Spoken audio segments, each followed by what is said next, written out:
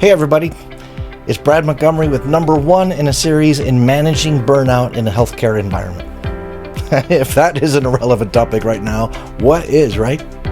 All right, if you're looking at this video, either you are burnt out yourself and, oh, I feel for you, I know, or you're a leader and your team is either burnt out or burning out and you're worried about them. Yeah, I get it. This is a really big thing. I'm going to give you some stats that are going to blow you away. They're so big, they feel like typos. According to Deloitte, 77% of your team in healthcare is burnt out. I know, 3/4 of them. And according to the Harvard Business Review, 55% of your leaders, your supervisors, your managers, 55% of those people are burnt out. That means if you're a leader, there's 50% chance you're burnt out and 3/4% chance the people you're managing are burnt out. This is a really big deal. And of course, it goes down to recruitment and retention, doesn't it? How are we going to keep those people? And not only keep them, but how are we going to keep them? Meaning, some of your people have not quit, but they're kind of retired without telling you. Meaning they're showing up to work, but they're not really producing they're not productive, right? Well, let's talk about how we can do this. It's too expensive an issue to ignore this.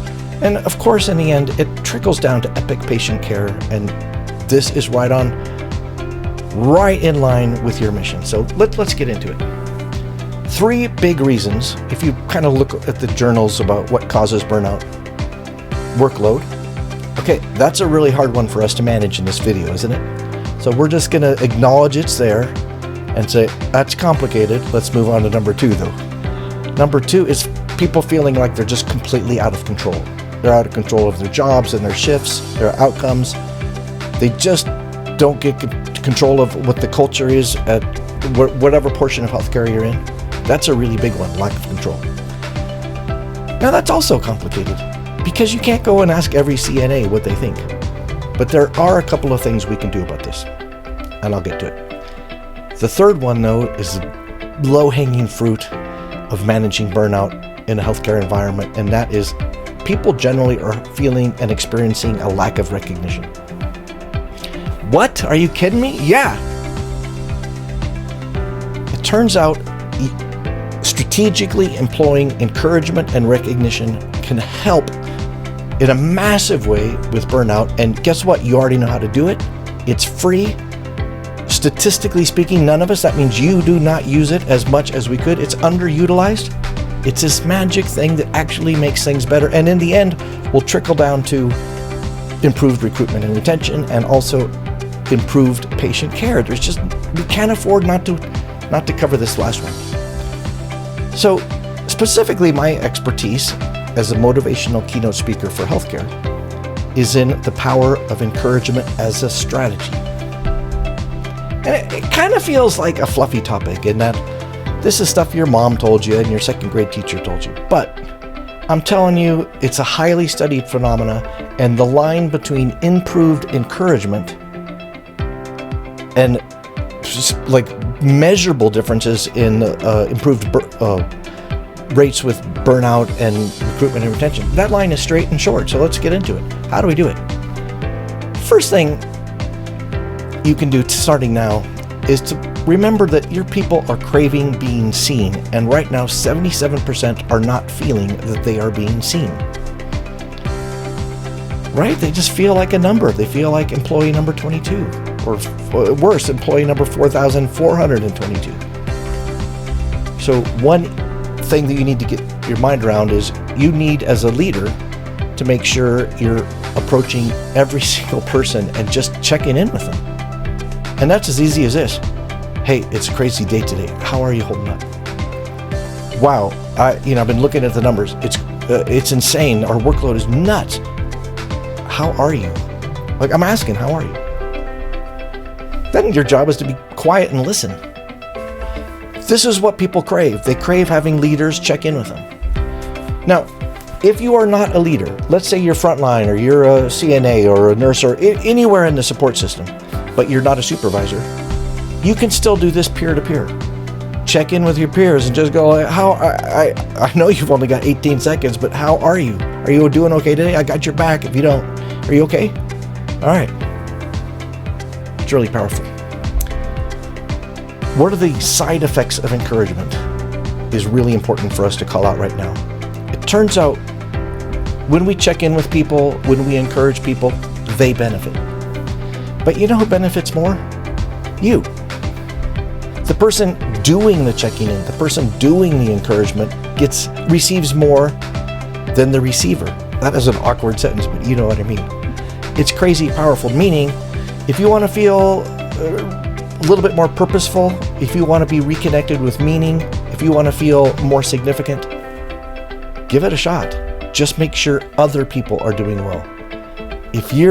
Another way to phrase it is, if you're dealing with burnout, see if you can help someone else with their burnout and watch this magical but scientifically proven phenomena where your burnout will also get some relief. I know. All right, so the first thing is just checking in with people, making sure they know that they're validated. You need to, whether you're a peer or a manager or leader, you need to make sure people know, I understand how crazy it is right now.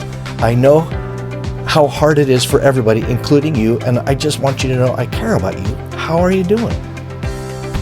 Oh, that means so much. Second step, though, very easy. It's just to be more proactive about encouragement. So this one feels a little bit like a unicorn, and the glass is half full, like have a good attitude. But I'm telling you, don't underestimate this one because it's studied and it works great. Make sure you take time out of every day with every single person on your team. Again, whether you're a supervisor or you're peer-to-peer. Call them out for doing good things.